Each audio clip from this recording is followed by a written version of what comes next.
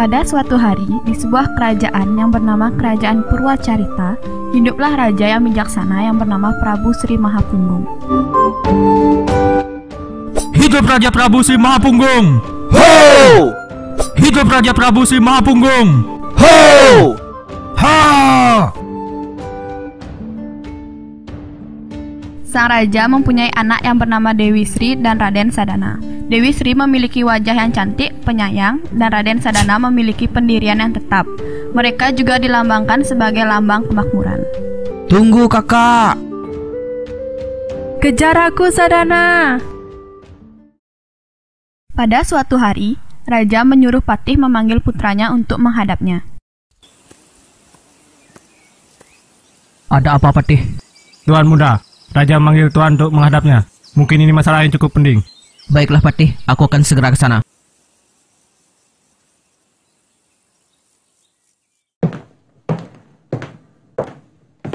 Ada apa ayah? Patih mengatakan ini masalah yang cukup penting. Jadi begini, kurasa ini cukup mengejutkan, tapi harus kukatakan, aku akan menjodohkanmu dengan Dewi Panitra. Hah? Tidak ayah. Aku sudah berjanji pada kakak untuk menikah setelah kakak. Lagi pula umurku juga masih cukup muda. Kau menolak perintah raja negeri ini? Apa yang kurang dari Dewi Panitra? Dia pintar, cantik, berasal dari keluarga bangsawan, dan kurasa dia juga tertarik padamu.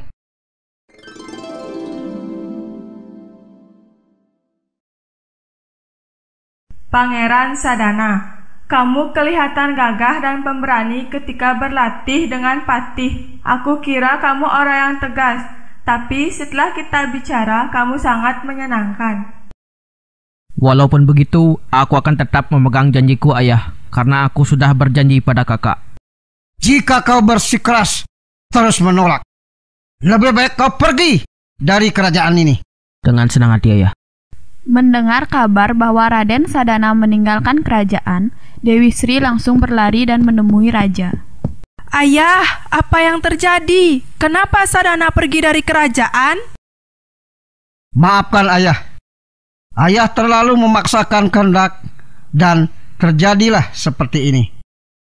Aku akan mencari Sadana dan jangan ikuti aku. Renungkanlah kesalahan yang kau perbuat, ayah. Kepergian putra-putri raja inilah yang menyebabkan negeri Purwacarita yang semula tentram berubah menjadi gempar. Seluruh kerajaan diselimuti kesedihan.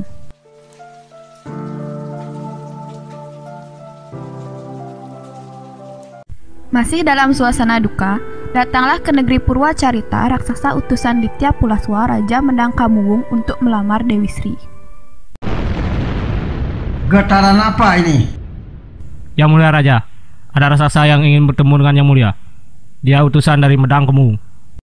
Baiklah, aku akan menemuinya.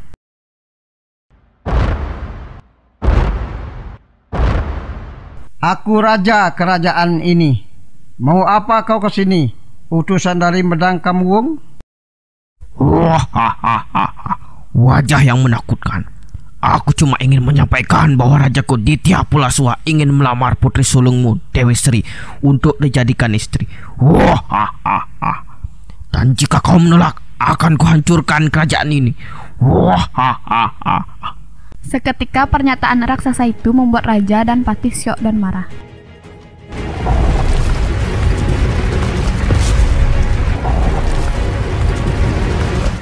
Menghancurkan kerajaan katamu?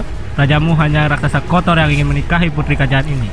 Apa kau tahu kami sedang berduka dan kau memperburuk keadaan? Akan kuhancurkan kau. Kekuatan yang hebat. Ayo kita mulai. Hiya! Hentikan, Patih. Kenapa yang mulia? Ku bilang hentikan. Apa kau tahu jika kau bertarung di sini dengan kekuatan penuh, apa yang akan terjadi? Maafkan aku yang mulia. Aku terbawa emosi. Akan kupenuhi keinginanmu, raksasa, tapi dengan satu syarat. Kau memang raja yang bijaksana yang mementingkan keselamatan kerajaanmu. Apa syaratnya? Temukanlah anakku Dewi Sri dan Raden Sadana Jika kau bisa menemukan mereka dengan keadaan selamat, aku akan memenuhi janjiku. Syarat yang mudah. Aku akan mencarinya sekarang. Wah, Dengan beringas, akhirnya para raksasa berangkat mencari Dewi Sri yang sudah pergi jauh. Apalagi Raden Sadana yang sudah lebih dulu pergi. Konon, sambil berurai air mata, Dewi Sri berjalan terus mencari adiknya. Tak sedikit pun merasa takut walaupun di sekelilingnya hutan belantara. Setelah sekian lama, sampailah Dewi Sri di desa Bedangwangi. Di desa tersebut, ia berjumpa dengan Ki Buyut Bawada dan Ken Patani.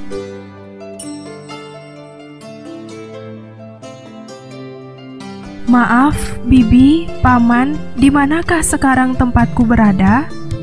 Kelihatannya kau sedang kesulitan, Nona. Kita sedang berada di desa Medangwangi. Ada yang bisa Paman bantu? Aku sedang mencari adikku yang hilang, dan aku tidak tahu harus kemana lagi. Mampirlah sebentar untuk menenangkan pikiranmu, karena pikiran yang jernih akan mempermudah melakukan sesuatu. Kebetulan juga Bibi baru selesai belanja ke pasar. Mampirlah, Nak. Baiklah, Paman, Bibi. Sampai di rumah Ken Patani, Dewi Sri duduk dekat pedaringan, kemudian berkata, Wahai Patani, selama dalam perjalanan tak pernah aku merasa lapar. Baru kali inilah seleraku ingin makan. Padahal aku telah bersumpah bahwa tak akan makan sebelum dapat bertemu dengan adikku Sadana.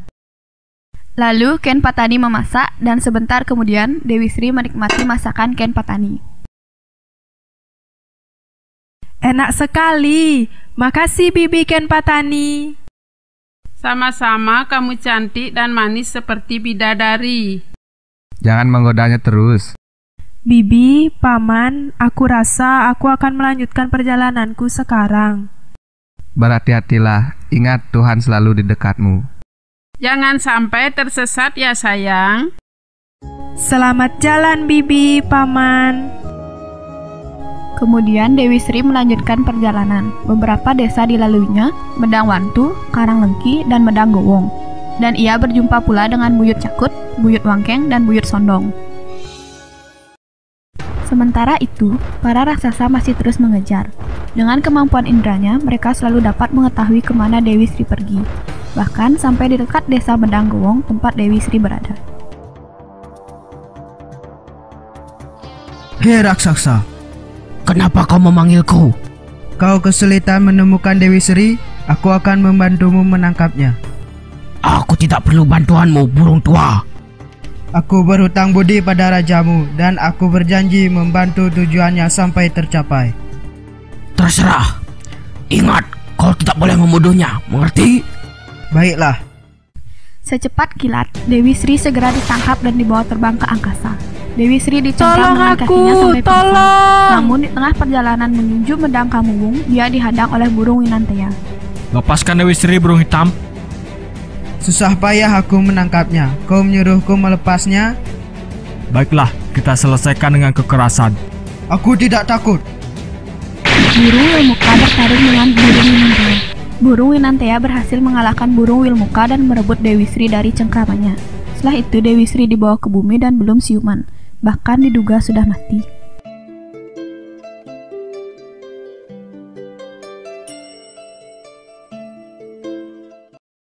Kabar kematian Dewi Sri konon telah menyebabkan terjadinya angin topan, halilintar menggelegar, dan hujan deras.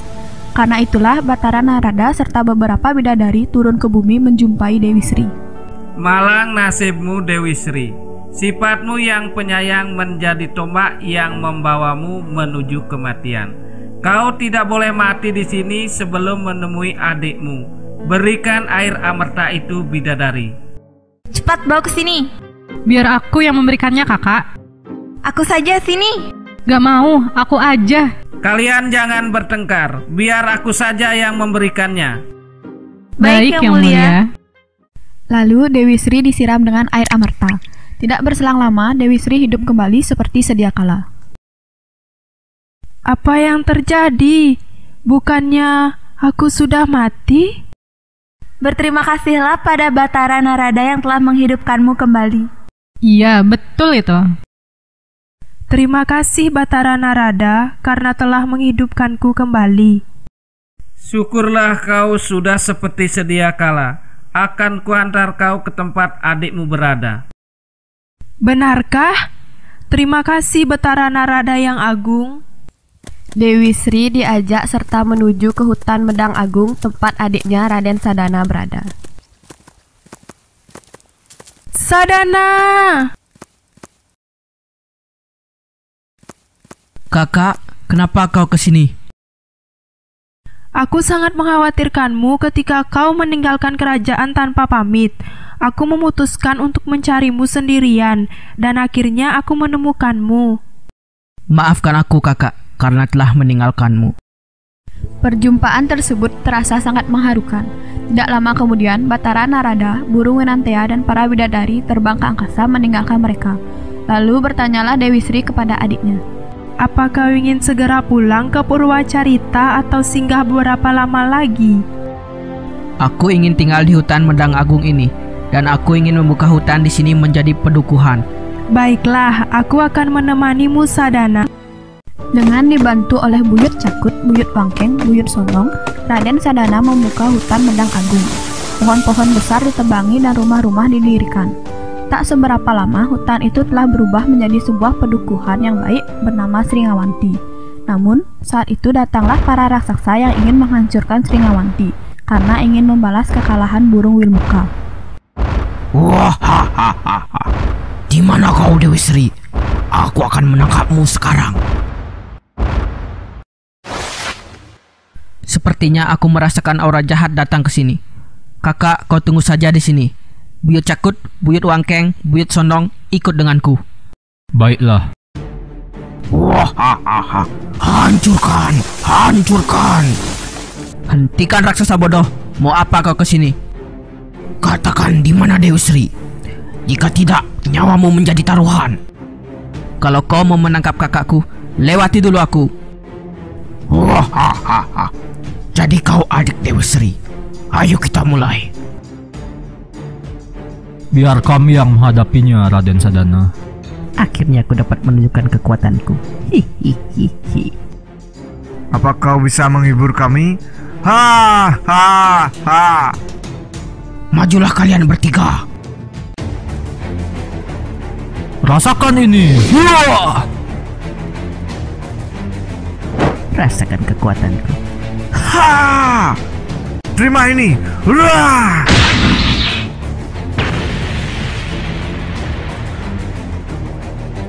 Dia menahan serangan kami tanpa terluka. Cih. Penyatuan kekuatan sempurna.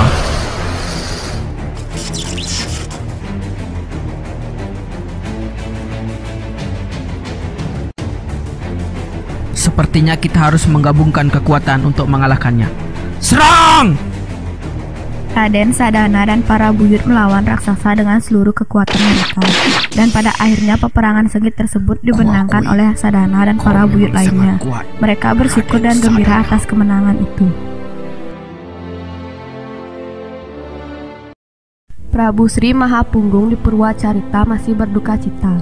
Mereka hampir putus asa menanti kedatangan kedua putra-putrinya. Lalu berkat petunjuk orang sakti, Dewi Rukmiwati, Raja diberitahu keberadaan anak-anaknya. Di mana orang sakti yang kau katakan, Patih? Sebentar lagi dia datang, Yang Mulia.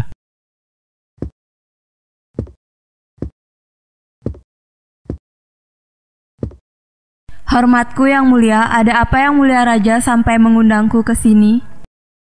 Apa kau bisa mengetahui keberadaan kedua putra-putriku? Patih mengatakan kau memiliki suatu kelebihan. Mungkin akan kucoba Yang Mulia.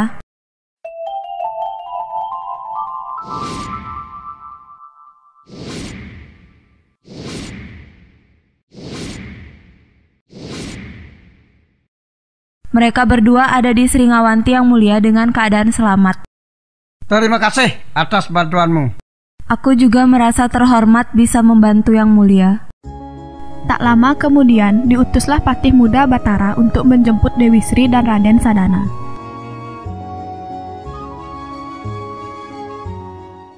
Akhirnya aku menemukan kalian berdua. Tuan Muda, pulanglah ke Purwacarita. Raja sangat mengkhawatirkan kalian berdua sepeninggal dari kerajaan. Aku tidak akan pulang, Patih, apapun yang terjadi. Ini bukan kesalahan ayah. Aku hanya ingin hidup sesuai keinginanku. Patih, katakan pada ayah bahwa kami tidak akan pulang. Aku akan menjaga Sadana di sini. Baiklah, jika itu kehendak kalian. Karena itu, Patih pulang dengan tangan kosong. Sepeninggal Patih, datanglah Batara Narada menjumpai Dewi Sri dan Raden Sadana untuk menyampaikan titah Batara Guru. Kalian berdua pulanglah ke Purwacarita untuk menenangkan keadaan suasana kerajaan yang suram. Aku tidak akan pulang, Batara. Maafkan aku, Batara. Aku tidak mau terpisah lagi dengan Sadana.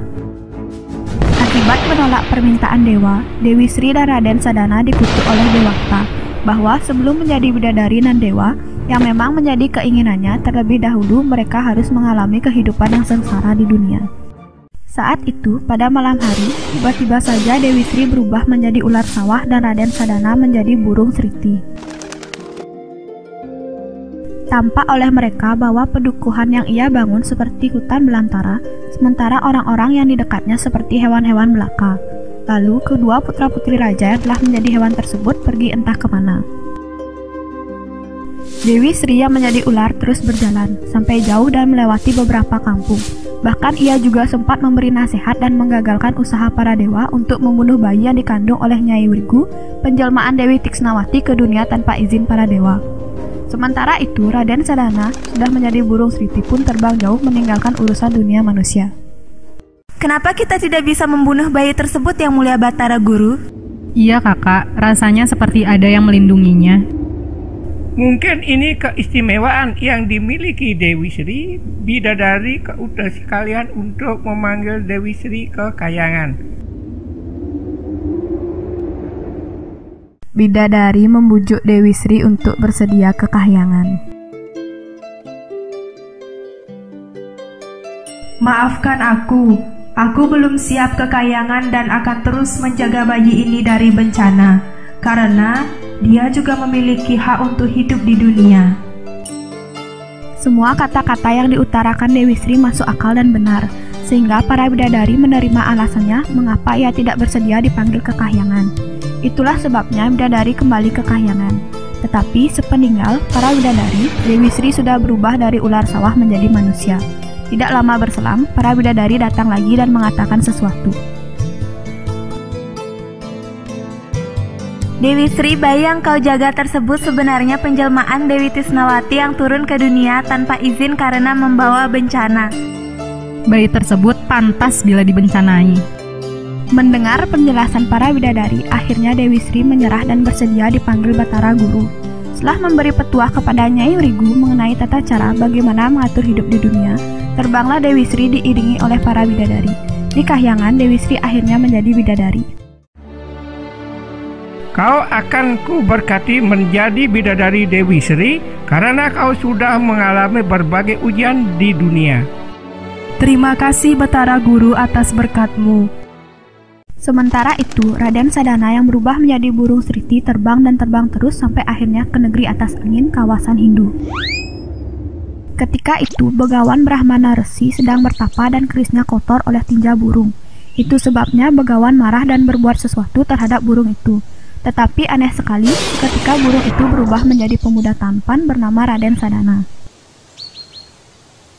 Singkat cerita, akhirnya Raden Sadana menikah dengan putri sang begawan yang bernama Dewi Laksmitawani. Dia memiliki anak perempuan yang bernama Dewi Hartati. Begitu anaknya lahir, Raden Sadana moksa tanpa sebab dan dipanggil oleh Batara Guru ke Kahyangan dan diangkat menjadi Dewa Sangyang Sadana.